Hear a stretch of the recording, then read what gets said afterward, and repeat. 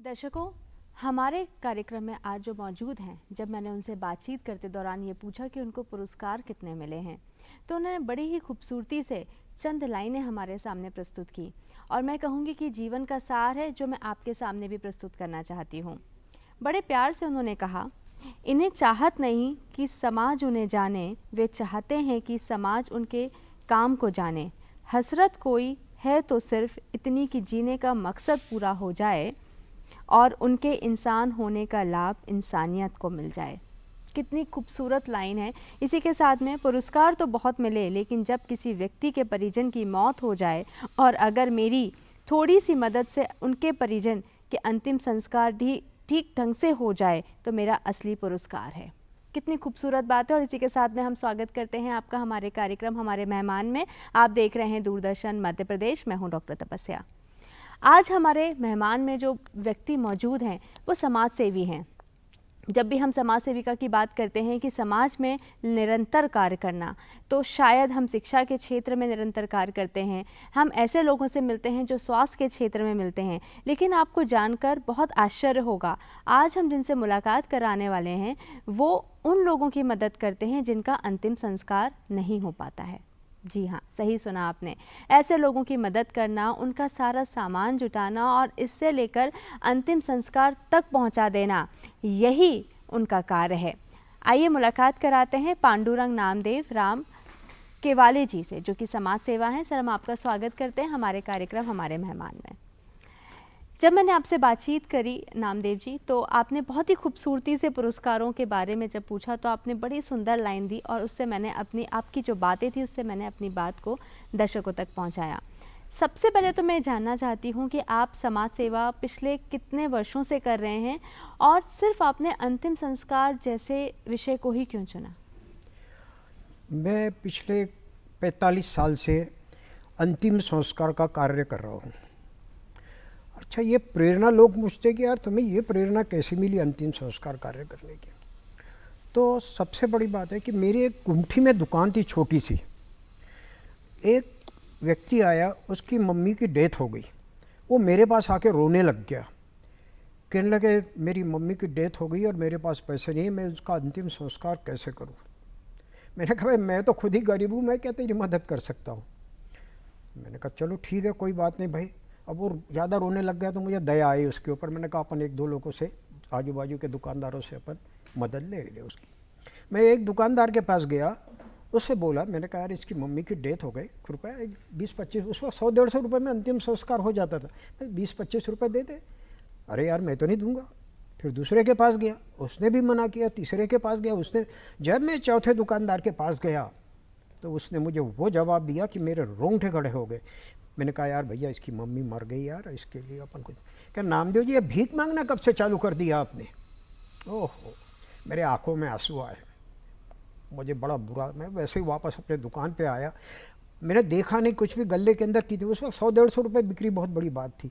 मैंने गले में हाथ डाला, कुछ चिल्लर और कुछ नोट थे, वो ऐसे के ऐसे उठाए उस गरीब के हाथ में रख दिए। मैंने कहा जा तू अपने मम्मी का अंतिम संस्कार कर ले और अपनी पूरी क्रियाक्रम कर लेना, कोई ज़रूरत हो तो फिर मुझे बताना।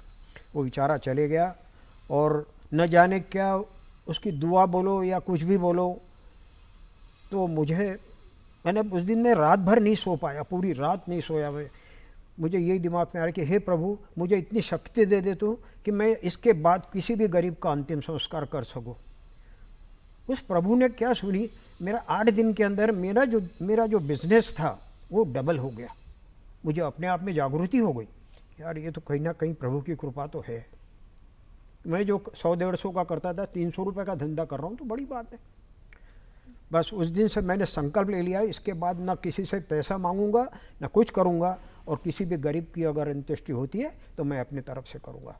जब से मैंने चालू किया तो आज तक ये निरंतर 35 साल तक इस कार्य को मैंने अपने जेब से किया, किसी से 1 रुपया लिए बगैर।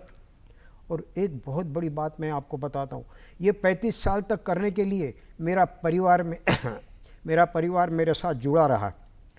घर में एक चीज़ नहीं हो तो चलेगी, लेकिन कोई गरीब अपने दरवाजे पे आए तो उसका अंतिम संस्कार करना हमारा धर्म बन गया था। और 35 साल तक मैं करती रहा बराबर अपने जेब से, किसी से 1 रुपया भी नहीं। कोई बोलते थे हमसे ले लो, हम नहीं लेते थे। 2008 में फिर मैंने अपने समिति का गठन किया, स्वर्ग आश्रम सेवा समिति, क्योंकि कुछ लोगों का प्रेशर आ गया कि आप अकेले इस कार्य को क्यों कर रहे हो, थोड़ी बहुत हम लोगों की मदद करो। तो उसके बाद फिर हमने इस समिति से लोगों का अंतिम संस्कार करना चाहा और आज तक लगभग 4-4.5 हजार लोगों का अंतिम संस्कार कर चुका हूँ मैं। 4 से लेकर 4.5 हाँ, हजार का अंतिम संस्कार, वो भी बिना किसी मदद के। हाँ। दर्शकों, वो कहते हैं ना, हमने भी सुना है कि ईश्वर कभी भी धरती पर नहीं आते लोगों की मदद करने, लेकिन वो अपने बंदों को ऐसे ही हमारे बीच में भेज देते हैं जो लोगों की निरंतर मदद करते हैं और निस्वार्थ भाव से करते हैं। ऐसा ही उदाहरण हमारे बीच में नामदेव जी हैं, जो लगातार अंतिम संस्कार लोगों का करते हुए मदद करते आ रहे हैं। उनसे हम और भी बातचीत करते हैं और जानते हैं कि किस तरीके से जब आपने 35 साल लगातार आपने काम किया, आपने बोला कि मैंने किसी से कुछ भी मदद नहीं ली। हाँ, 35 साल। निश्चित तौर पे आर्थिक मदद सबसे बड़ी मदद होती है। आपने जब नहीं लिया तो आपके परिवार वालों ने कैसा आपका साथ दिया, क्योंकि कहीं ना कहीं उनके भी पालन पोषण में, उनकी भी चीज़ों में आपने कमी की होगी। वो कैसा रहा आपका मंजर? मेरे परिवार ने मेरी इसमें बहुत बड़ी मदद की है। मेरे परिवार ने कभी ये नहीं कहा कि आप इस कार्य को मत करिए। हाँ, एक चीज़ घर में अगर उनको कपड़े लेना है या कुछ दिवाली पे कपड़े लेना है, जब भी उन्होंने कहा कि अभी अपनी तंगी चल रही है, अभी बड़ा परिस्थिति ठीक नहीं है, तो अपन बाद में लेंगे, लेकिन इस कार्य के लिए मुझे कभी उन्होंने मना नहीं किया है कि आप मत करिए या मत दो किसी को मदद। क्या बात है। जब आपने ये सोचा कि मुझे लोगों की मदद करनी है और लोगों का अंतिम संस्कार करना है, तो क्या आपने ऐसा कुछ सोचा था कि मैं ऐसे लोगों का ही मदद करूंगा, या कुछ आपने नियम कानून बनाए कि मैं ऐसे लोगों की मदद करना चाहूँगा, या कुछ इस तरीके से कुछ रहा आपका? नहीं, वो तो क्या है कि वास्तविक मतलब हमारे हिंदू धर्म में ये होता है कि किसी के भी मदर या फादर की डेथ हो जाए तो हर बेटा, चाहे गरीब हो कोई भी हो, अपने पैसे से ही उसका अंतिम संस्कार करना चाहता है। कोई नहीं चाहता कि मैं भीख मांग के किसी से मदद। वो तो बहुत मजबूरन होते हैं, और जिनके पास बिल्कुल व्यवस्था नहीं होती है तब वो जाके किसी के सामने हाथ फैलाते हैं कि भाई हमारी मदद कर दो, मेरी मम्मी शांत हो गया, पापा शांत हो गया, भाई शांत हो गया। तो उसके लिए इस तरह हम लोग मदद, और आने के बाद उस आदमी की सिचुएशन से हमें पता लग जाता था कि वास्तविक ये गरीब है या इसको ज़रूरत है। क्या आपने कभी ऐसा सोचा नहीं कि जो व्यक्ति आपके पास मदद मांगने आ रहा है, उसकी हमें जांच पड़ताल करनी चाहिए कि वाकई वो एक जेन्युइन तरीके से आपसे मदद मांग रहा है? ऐसा कभी मन में नहीं आया? नहीं आया ना, कई बार आया ऐसा। क्योंकि क्या है, 35 साल तक तो कोई ऐसा केस नहीं हुआ, लेकिन जब 35 साल के बाद स्वर्ग आश्रम सेवा समिति का जब गठन किया और लोगों को जब पेपरों में मालूम हो गया, सब जगह मालूम हो गया, Namdev ji free of charge अंतिम संस्कार करते हैं, तो कुछ लोग मेरे पास आ जाते थे, अरे यार नामदेव जी मेरे घर में डेथ हो गई और आप मुझे सामान दे दो और लकड़ी के लिए पैसे दे दो। तो हम समझ जाते थे कि यार ये तो पैसे मांग रहा है, इसका मतलब इसका कहीं ना कहीं तो हम उसकी जांच पड़ताल पूरी कर देते थे। उसके बाद ही हम उसको सामान। एक घटना बड़ी विचित्र मेरे साथ हुई। एक आया, कहने लगे हमारे घर में डेथ हो गई है और सामान चाहिए और पैसे कुछ चाहिए। मैंने कहा कहाँ पर है? कहना नेहरू नगर में। मैंने कहा नंबर दे दो आप, मैं सामान लेके आपके घर पहुँच जाऊँगा।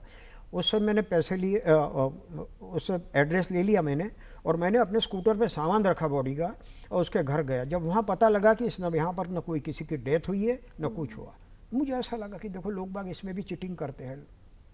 और एक घटना ऐसी फिर हुई मेरे साथ, यही शनि मंदिर के पास। जब मैं गया वहाँ, मुझे डाउट हुआ तो मैं सामान लेके गया। जब सामान लेके गया तो वो बॉडी जो लेडीज़ थी, उसका लड़का आया था सामान लेने, बड़ा था। तो मैं जब गया तो लेडीज़ उसके अंदर पड़ी हुई थी, झुग्गी के अंदर, और कोई नहीं था। उसके बाद 2-3 लोग थे। अरे मुझे ऐसा लगा कि अपन ने गलत सोचा इसके बारे में। तो मैं गया, फिर हाथ लगाया, वो बॉडी को मैंने बाहर निकाला वहाँ से। उसके बाद फिर हमने बाँस वगैरह मंगवाए, बाँस की वो बनवा दी। बनवाने के बाद उसका अंतिम उसको बराबर करके, और फिर मोहल्ले के 10-15 लोग इकट्ठे हुए। फिर मैं कंधा दे के उस बॉडी को भदभदा विश्राम घाट तक ले गया। वहाँ ले जाने के बाद फिर हमने अपने हाथ से लकड़ी वगैरह जमाई, उस बॉडी का अंतिम संस्कार किया। इस तरह की भी घटना कभी कभी हो जाती।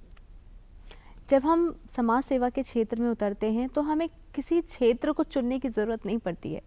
ये तो दिल से एक आवाज़ आती है कि हमें उन लोगों की मदद करनी है जो वाकई ज़रूरतमंद हैं। शायद नामदेव जी के सामने जो घटना घटित हुई वो उस चीज़ के लिए प्रेरणादायक बन गई और उन्होंने अभी तक 4000 से ज़्यादा लोगों का अंतिम संस्कार किया। कई बार ऐसा होता है कि हम लोगों की मदद करते हैं तो कई सारे सवाल हमारे मन में आते हैं कि क्या वाकई इसको ज़रूरत है कि नहीं, या हम सबसे पहले अपने खर्चों के बारे में सोचने लगते हैं। शायद वो ज़रूरी भी है, लेकिन अगर मैं बात करती हूँ निस्वार्थ भाव से करना, तो उसका उदाहरण आज हमारे साथ में हैं और उनसे हम बातचीत कर रहे हैं। आगे भी हम उनसे जानना चाहते हैं कि भोपाल के अलावा भी क्या अन्य क्षेत्रों से भी आपके सामने लोग आते हैं, इस तरीके से मदद मांगते हैं, आपसे संपर्क करते हैं? बाहर से आते हैं, हमीदिया पे आ जाते हैं और एम्स वगैरह में आ जाते हैं। फिर उनकी जब डेथ हो जाती है और कोई नहीं होता है तो मेरे बारे में तो लोग जानते हैं, कारी भोपाल काफ़ी पूरी तरह से जानता है। तो वो कहते हैं यार आप एक काम करो, या हॉस्पिटल वाले कहते थे कि आप न्यू मार्केट चले जाओ नामदेव पूजा स्टोर पे, वहाँ आपको मदद मिल जाएगी।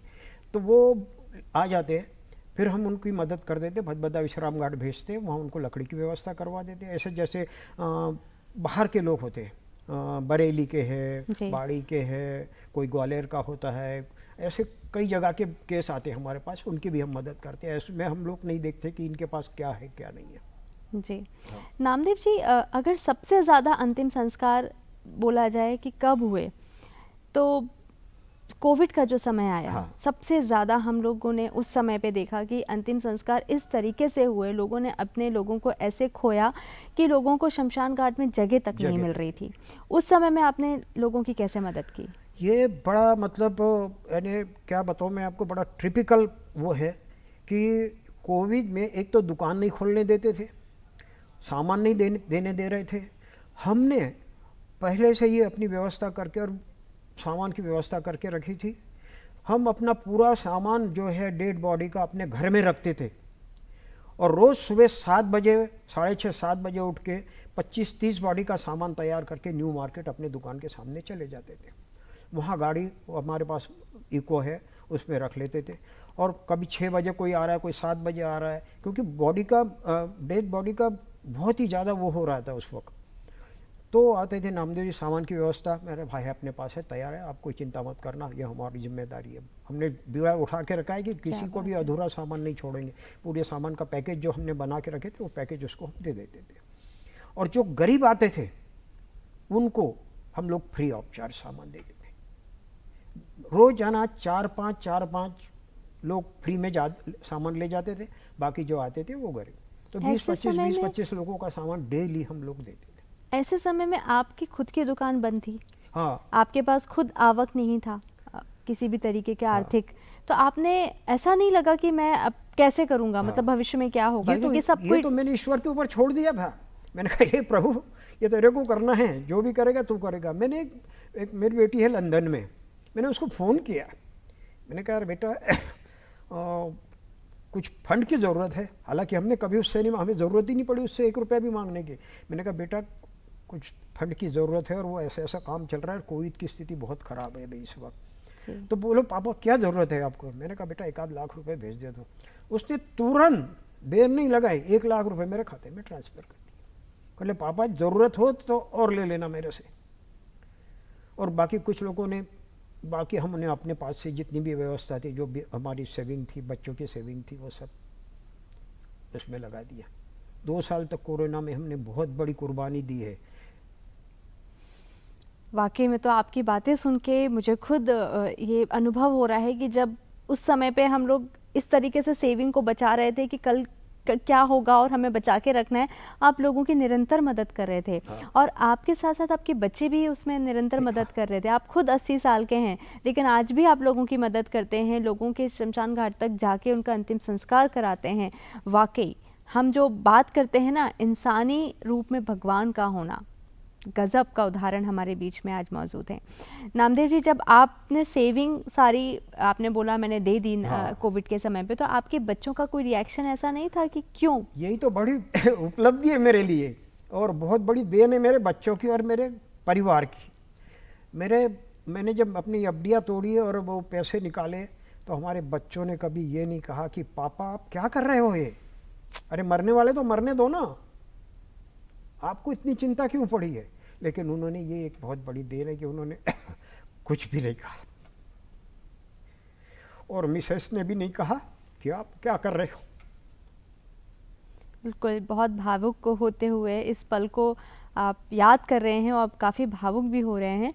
और यहाँ पर हम ये भी जानना चाहेंगे कि क्या आपके परिवार के अन्य सदस्य भी आपके साथ इस तरीके के काम में जुड़े हुए हैं? नहीं, नहीं। हमारे हमारे एक बेटा है, 2 बेटियां हैं और मिसेस है। इसके अलावा कोई नहीं है। मतलब है, सब परिवार है, लेकिन कोई जुड़ा नहीं है हमारे साथ। किसी ने, हालांकि है अच्छे सक्षम है, लेकिन हमने किसी ने ये नहीं कहा कि भाई आप ये हमारी तरफ से ये ले लो। चलिए, तो बड़ी परिवार की बात विचित्र हुई। घटना बता रहा हूँ मैं जी आपको, जी लेकिन वो बिल्कुल। बहुत पुरानी है, 15 साल पुरानी। मैं नागपुर गया। नागपुर जाने के बाद मैं रेलवे स्टेशन पे वेटिंग रूम में बैठा। मेरे पास एक शख्स और आके बैठा है। कहने लगे आप कहाँ जा रहे हैं? मैंने भोपाल जा रहे हैं। मैंने आप कहाँ जा रहे हैं? बोले मैं बॉम्बे जा रहा हूँ। मेरे पास क्या है, जैसी ये फाइल होती है ना, ऐसी फाइल मेरे पास है। मैंने उसको बताया, मैंने कहा ये मेरा काम है यार, मैं ये काम करता हूँ। देखो ईश्वर की कैसी कृपा, उस आदमी ने देखा नहीं कुछ नहीं, मुझे 50,000 का चेक दे दिया। मुझे डाउट हो गया।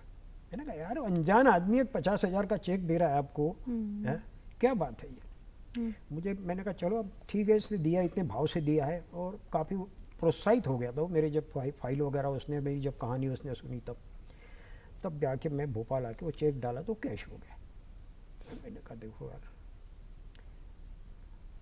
अभी बॉम्बे, अभी 15 दिन पहले का एक किसी गूगल में पढ़ा होगा एक मैडम ने, तो उसका फ़ोन मेरे पास आया।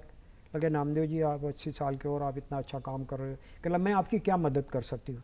मैंने कहा मदद तो क्या करोगे आप, देख लो आप, मेरा तो ये काम है, मैं निरंतर करते चले आ रहा हूँ।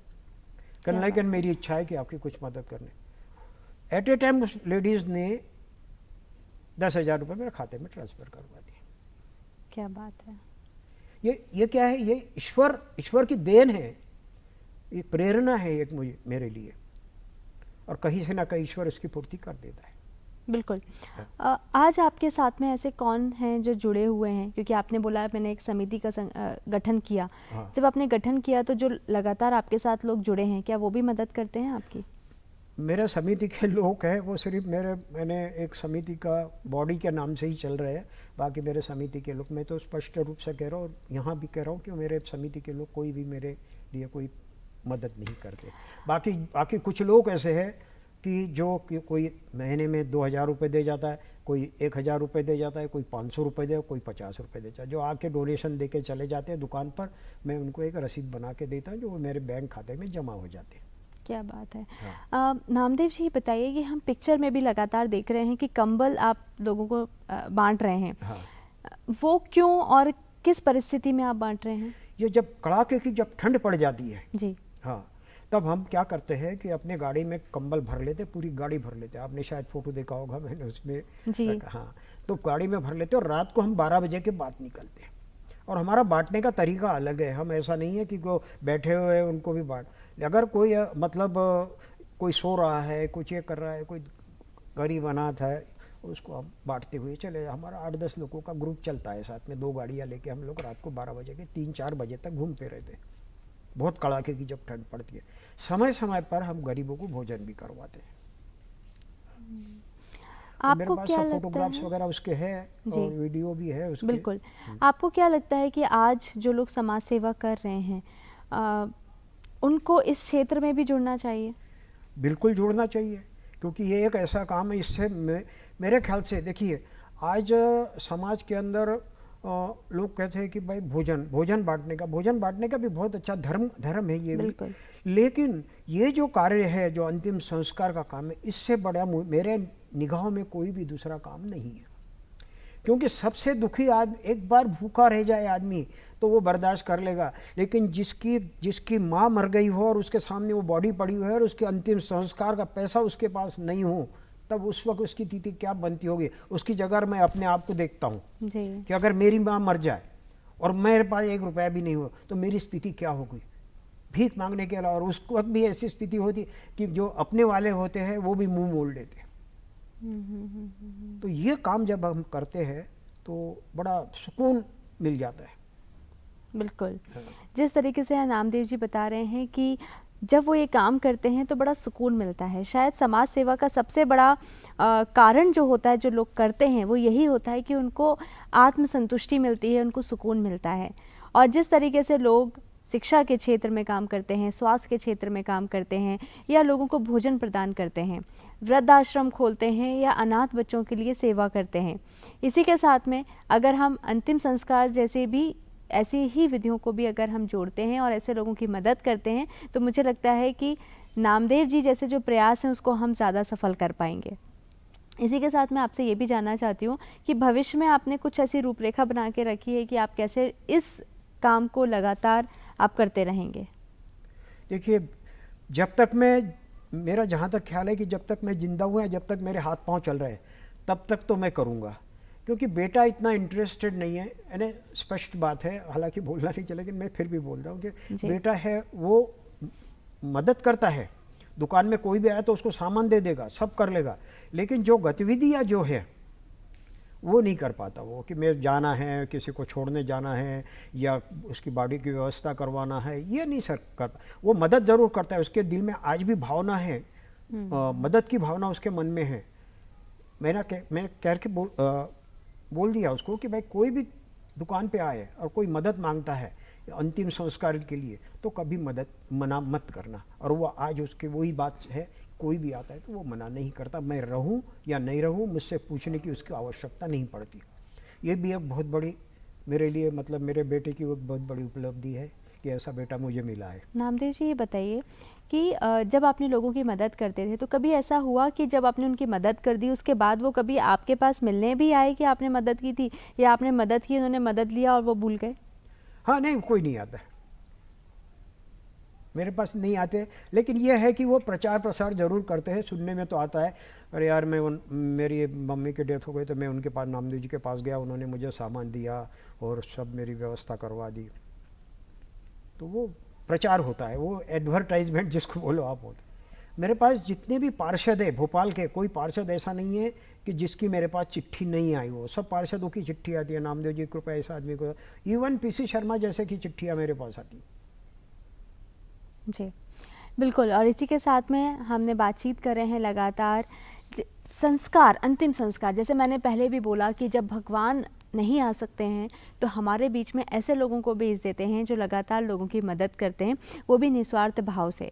आप में से भी कुछ लोग ऐसे होंगे जो शायद सोचते होंगे कि मैं लोगों की मदद करूं, लेकिन कहाँ मदद करनी है, कैसे मदद करनी है। अगर आप खुद से मदद नहीं कर सकते हैं तो भी आप कहीं ना कहीं योगदान देकर लोगों की मदद कर सकते हैं। वो बहुत छोटा सा उदाहरण है, जैसे कि यहाँ पे नामदेव जी हैं, अपने ही सामान को फ्री में देकर लोगों की मदद करते हैं। ऐसे ही छोटे छोटे से हम कदम बढ़ा के लोगों के लिए मदद कर सकते हैं, समाज में एक उदाहरण पेश कर सकते हैं। यहाँ पर नामदेव जी जिस तरीके से आप काम कर रहे हैं, आपने बोला कि आपका परिवार भी आपके साथ में है, कई सारे पुरस्कार भी हम लगातार स्क्रीन पर भी देख रहे हैं कि जो पुरस्कार हैं आपको मिले हैं। शायद मुझे लगता है कि भोपाल में तो सभी तरीके के कार्यक्रम में आप गए होंगे और हर तरह से आपको प्रोत्साहन मिला होगा। हाँ। आपको कैसा लगता है जब आपको पुरस्कार मिलता है? खुशी तो होती है कि भाई चलो अपन ये काम कर रहे तो इसके बाद हमें अपने को पुरस्कार में, लेकिन मैंने आपको जो 4 लाइन आपको बता दी वो मेरे लिए सबसे बड़ा पुरस्कार है जी। हाँ, वो आप एक बार फिर पढ़ लो चाहे। जी बिल्कुल। आपने जिस तरीके से बोला कि आपने अपना जीवन जो यहाँ पे लेकर आए हैं उसकी सार्थकता वही है कि जब आप लोगों की मदद कर सकते हैं, वही मेरा सबसे बड़ा पुरस्कार है। जी। आजकल के युवा कहीं ना कहीं समाज सेवा से या तो जुड़ नहीं पाते हैं या उनको पता नहीं होता, आप उनको क्या मैसेज देना चाहेंगे? मेरे ख्याल से कि ये आज के युवा लोगों में ये जो मैं कर रहा हूँ इसके प्रति जागृति पैदा होनी चाहिए, और जागृति पैदा होके कि हर इस तरह के लोगों की हम किस तरह मदद करें, तो उसके लिए आगे बढ़ना चाहिए युवाओं ने।